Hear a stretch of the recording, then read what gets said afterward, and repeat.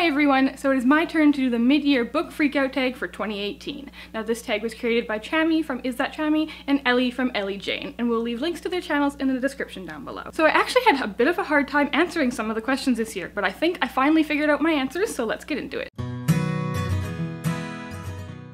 So question number one is, what is the best book you have read in 2018 so far?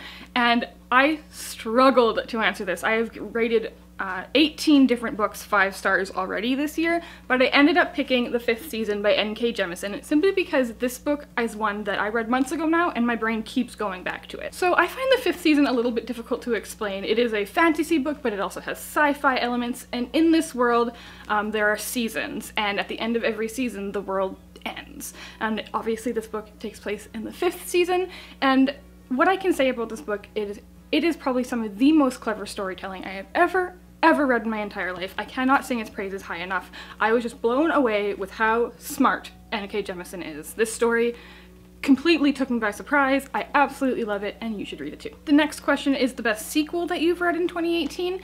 I went through my list of books I've read this year, and I actually haven't read that many sequels, and I specifically haven't read that many sequels that I really loved yet this year. I'm sure that'll change, as you'll see later in this video. But one that I did read and really did enjoy was The Burning Maze by Rick Riordan. This is the 3rd book in the Trials of Apollo series, and the Trials of Apollo isn't my favorite Percy Jackson world series. I know a lot of people really love it, but Apollo has never been one of my favorite characters. That said, in this book, Rick Riordan changed the game. It was shocking, let's say that. I can't spoil anything, this book just came out, but I read this and was kind of going, no, what? What are you doing? Like, he has definitely gotten a little bit more dark in this series, and I was just surprised that Rick Riordan went there, but also very pleased. This book was really good. So the third question is a sequel you really want to read, and for that I went with A Reaper at the Gates by Sabaa Tahir. This book came out last week, and I haven't read it yet, but I'm itching to pick it up. An Ember in the Ashes is just such a good series. We can't stop singing its praises. You definitely get sucked into this world. These books look intimidatingly long, but they're so good you won't be able to put them down, and I'm super excited to read the next installment. So the next question is most anticipated release for the rest of the year, and I have 2 that come to mind, although I'm sure I'm missing some. One is Skyward by Brandon Sanderson. It's a new sci-fi YA novel from him, and obviously that's very exciting to me. And then also Vengeful, which is the sequel to Vicious by V.E. Schwab. We are so excited. We feel like we've been waiting forever for this book, and those both come out in the fall, and I'm super excited for them. So question 5 is your biggest disappointment of the year so far, and I kind of cheated with this one. It's not necessarily a disappointment so much as I was so confused. And therefore I didn't end up really liking the book, but that's I Crawl Through It by A.S. King. This book is just so completely random. I've talked about it before. It's very off the wall. Like, it's just, I can't even explain it. Like, you need to read it to understand what I mean. And I'm sure some people really do like this, and I do like A.S. King, but for me this book just didn't hit the mark. It wasn't for me, so this is going to be my biggest disappointment of the year. The next question is, what is your biggest surprise of the year so far? And for me that is The Queen of Blood by Sarah Beth Durst. I ended up giving this book 5 stars. It's an adult fantasy set in like a training school setting, which is something I always love, but I wasn't expecting it to be amazing. I was expecting to enjoy it, but not for it to blow me away. I haven't really heard many people talking about this book, and I think this series, which has 3 out now, really deserves a little bit more attention because I had so much fun reading this, and I wasn't expecting it to be a new favorite. So the next question is a favorite new author that's either can be a debut author or an author that's new to you, and for me I picked Neal Shusterman. I hadn't read any Neal Shusterman before this year, and now I've read 3 of his novels and really enjoyed all of them. The lowest rating I've given one is 4 stars.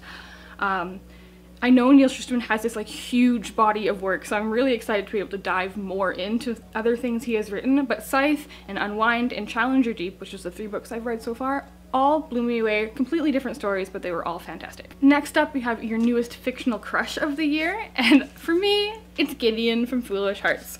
I actually finished this book on January 2nd, but Gideon is easily my newest book boyfriend, and he surpasses anybody else I've read so far this year. He is just such a precious character. I absolutely adore him, and Foolish Hearts is amazing. Again, this is still one of my favorite books of the year, and I finished it on January 2nd. So the next question is your newest favorite character, and I really struggled to pick a new favorite character, but I ended up going with Rin from the Poppy War by R.F. Kuang.